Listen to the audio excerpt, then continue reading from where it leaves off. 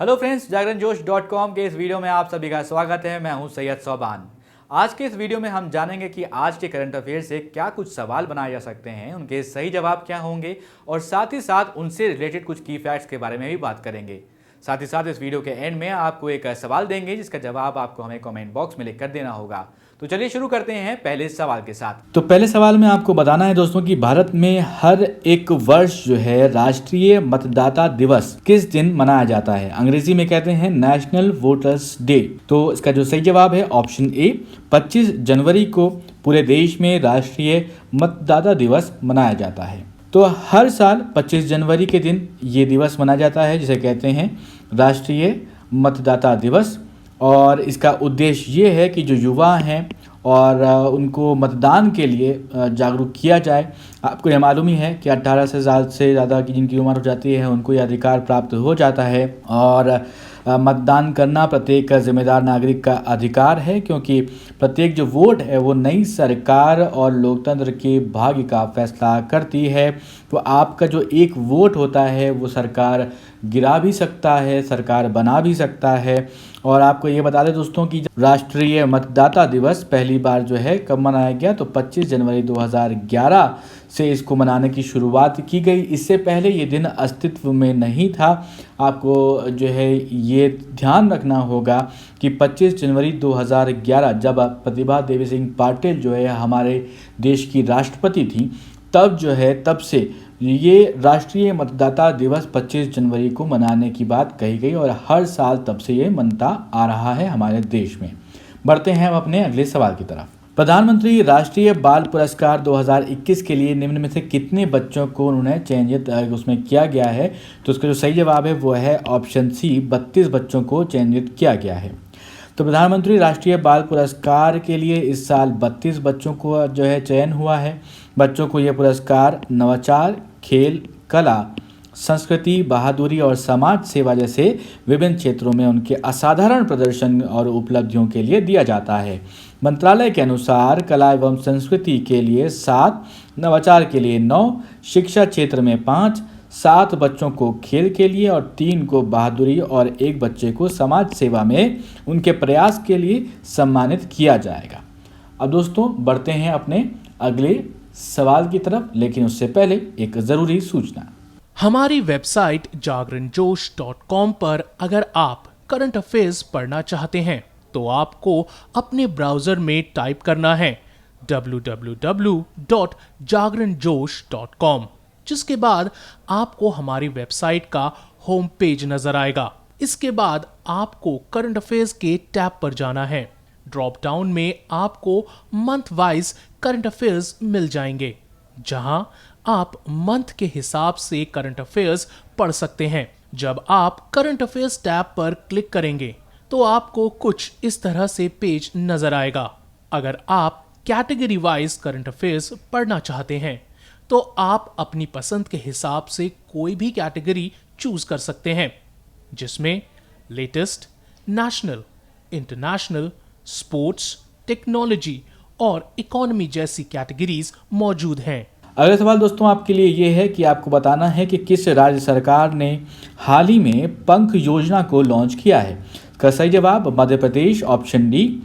तो मध्य प्रदेश सरकार ने राष्ट्रीय बेटी दिवस, राष्ट्रीय बालिका दिवस जिसे कहा जाता है, उसके उपलक्ष्य पर पंख योजना को लॉन्च किया है। अब इस योजना को बेटी बचाओ और बेटी पढ़ाओ के अंतर्गत मुख्यमंत्री ने लॉन्च किया है। ये सब आप जानते हैं कि बेटी बचाओ बेटी पढ़ाओ एक बहुत अच्छी मुहिम है। तो दोस्तों यहाँ पर आपको बता दें कि ये जो पंख है इसका एक इलैबोरेशन भी है। इलैबोरेट करेंगे इसको तो क्या कहा जाएगा, ये मुख्यमंत्री शिवराज सिंह चौहान जो मध्य प्रदेश के हैं उन्होंने बताया। तो आपको यहाँ पर जानकारी बता दें कि पी से होता है प्रोटेक्शन यानी सुरक्षा, ए से अवेयरनेस यानी जागरूकता, और ये जागरूकता जो है लड़कियों के अधिकारों के बारे में जागरूकता की बात यहाँ पर कही गई है। एन से न्यूट्रिशन यानी पोषण की बात कही गई है। के से नॉलेज यानी कि ज्ञान की बात कही गई है और एच से हेल्थ यानी कि स्वास्थ्य के लिए ये बात कही गई है। तो ये कुल मिलाकर क्या होता है, पंख, इसे कहा जा रहा है पंख योजना। तो ये सभी ज़रूरी चीज़ें इस योजना में शामिल हैं और साथ ही साथ इससे जो है ताकि जो सभी स्तर पर जो लड़कियां हैं वो अपने अधिकारों के लिए लड़ सकें और ये अभियान 1 साल तक चलाया जाएगा। बढ़ते हैं अब अपने अगले सवाल की तरफ। तो आपको बताना है दोस्तों कि आईपीएल इंडियन प्रीमियर लीग की जो फ्रेंचाइजी टीम है राजस्थान रॉयल्स, उसने श्रीलंका के किस दिग्गज बल्लेबाज को अपना क्रिकेट निदेशक नियुक्त किया है? इसका सही जवाब ऑप्शन ए कुमार संगकारा। तो श्रीलंका के दिग्गज बल्लेबाज विकेटकीपर रहे हैं, बैट्समैन विकेटकीपर ये दोनों कार्य करते थे। तो कुमार संगकारा जो है उनको इंडियन प्रीमियर लीग की फ्रेंचाइजी राजस्थान रॉयल्स ने क्रिकेट निदेशक नियुक्त किया है। यहाँ पर दोस्तों आपको बता दें कि एमसीसी के मौजूदा प्रेसिडेंट कुमार संगकारा पर राजस्थान रॉयल्स फ्रेंचाइजी के संपूर्ण क्रिकेट इकोसिस्टम पर नजर रखने की जिम्मेदारी दी जाएगी। इसमें कि coaching structure, auction plans, team strategy, talented discovery एवं डेवलपमेंट इत्यादि शामिल रहेगा। श्रीलंका के लिए जो कुमार संगकारा हैं उन्होंने 28,000 से अधिक रन बनाए हैं। बढ़ते हैं अब अपने अगले सवाल की तरफ। सवाल है कि राष्ट्रीय बालिका दिवस भारत में हर साल किस दिन मनाया जाता है? तो इसका जो सही जवाब है वो है ऑप्शन बी 24 जनवरी। तो भारत में हर साल 24 जनवरी को राष्ट्रीय बालिका दिवस मनाया जाता है। इसकी शुरुआत 2008 से महिला और बाल विकास मंत्रालय और भारत सरकार के द्वारा की गई। इसका उद्देश्य ये कि देश की जो लड़कियां हैं उनको हर लिहाज से अधिक सहायता और सुविधाएं प्रदान की जाएं। इसके अतिरिक्त तो राष्ट्रीय बालिका दिवस का एक और अन्य उद्देश्य है, उसमें लड़कियों के साथ होने वाले जो भेदभाव हैं उनको लेकर लोगों को जागरूक करना भी शामिल किया गया है। बढ़ते हैं अब अपने अगले सवाल की तरफ। केंद्र सरकार ने हाल ही में किस पूर्व न्यायाधीश को Z+ सुरक्षा प्रदान करी है? इसका सही जवाब ऑप्शन ए पूर्व न्यायाधीश रंजन गोगोई को। तो आपको बता दें कि जो पूर्व मुख्य न्यायाधीश थे रंजन गोगोई साहब, उनको केंद्र सरकार के द्वारा Z+ ये सुरक्षा दी गई है। और केंद्र सरकार ने केंद्रीय रिजर्व पुलिस बल को रंजन गोगोई को सुरक्षा देने की जिम्मेदारी दी और स्पेशल प्रोटेक्शन ग्रुप यानी कि एसपीजी जो होती है उसकी सुरक्षा के बाद Z+ भारत की सर्वोच्च सुरक्षा श्रेणी है। इस श्रेणी में संबंधित विशिष्ट व्यक्ति की सुरक्षा के लिए 36 जवान होते हैं, जिसमें 10 से ज़्यादा एनएसजी के कमांडो होते हैं। साथ ही दिल्ली पुलिस, आईटीबीपी, सीआरपीएफ के कमांडो होते हैं और राज्य के पुलिसकर्मी भी इसमें शामिल होते हैं। बढ़ते हैं अपने अगले सवाल की तरफ। आपको दोस्तों ये बताना है कि निम्न में से किस देश ने यूएई की मंजूरी के बाद अब अबू धाबी में अपना दूतावास खोल दिया है?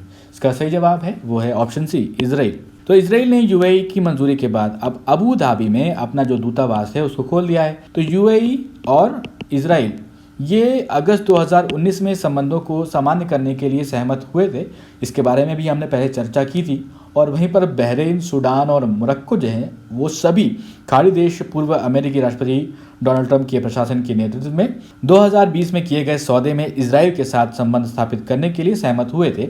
इजराइल के विदेश जो मंत्री हैं उन्होंने जिनका नाम है गवी अशोकन जी ने जो है यूएई में दूतावास खोलने का ऐलान करते हुए कहा कि यूएई में दूतावास खोलने के बाद दोनों देशों के संबंध में और विस्तार भी आएगा। दोस्तों वो सवाल जिसका जवाब हमने आपसे पिछले वीडियो में पूछा था। तो आपको ये बताना था कि किस ट्रेन का नाम बदलकर नेताजी एक्सप्रेस रखा गया है? इसका सही जवाब हावड़ा कालका मेल। तो भारतीय रेलवे ने नेताजी सुभाष चंद्र बोस की जो 150वीं जयंती हुई जिसे कि पराक्रम दिवस मनाने की अब घोषणा कर दी गई है, तो उस समय ये ऐलान किया गया कि हावड़ा कालका मेल का नाम अब जो है वो नेताजी एक्सप्रेस होगा। रेल मंत्री पीयूष गोयल ने ये ट्वीट करके इसकी जानकारी दी। 1 जनवरी 1866 को कालका मेल पहली बार चली थी। उस वक्त इस ट्रेन का नाम 63 अब हावड़ा पेशावर एक्सप्रेस था। 18 जनवरी 1941 को फिरंगियों को चकमा देकर नेताजी सुभाष चंद्र बोस इसी ट्रेन पर धनबाद जिले के जो गोमो जंक्शन से सवार होकर निकले थे। नेताजी की यादों से जुड़ी होने के कारण ही रेलवे ने ये कालका मेल का नाम जो है वो बदला है। अब नेताजी एक्सप्रेस के नाम से इसे जाना जाएगा। अब एक सवाल आपके लिए जिसका जवाब आपको हमें कमेंट बॉक्स में लिख कर देना है। सवाल है कि अमेरिकी राष्ट्रपति जो बाइडेन ने हाल ही में स्ट्रैटेजिक आर्म्स रिडक्शन ट्रीटी संधि को कितने साल तक बढ़ाने का प्रस्ताव दिया है? आपके ऑप्शन 7 साल, 5 साल, 3 साल या फिर 4 साल। आप अपने जवाब हमें कमेंट बॉक्स में लिखकर बताएं। अगर ये वीडियो आपको पसंद आया हो इस वीडियो को ज़रूर लाइक करें, इस वीडियो को अपने दोस्तों के साथ भी शेयर करें और अभी तक आपने हमारे चैनल को सब्सक्राइब नहीं किया है तो ज़रूर सब्सक्राइब करें और देखते रहें जागरणजोश.com। साथ ही साथ आप सभी को गणतंत्र दिवस की हार्दिक शुभकामनाएं।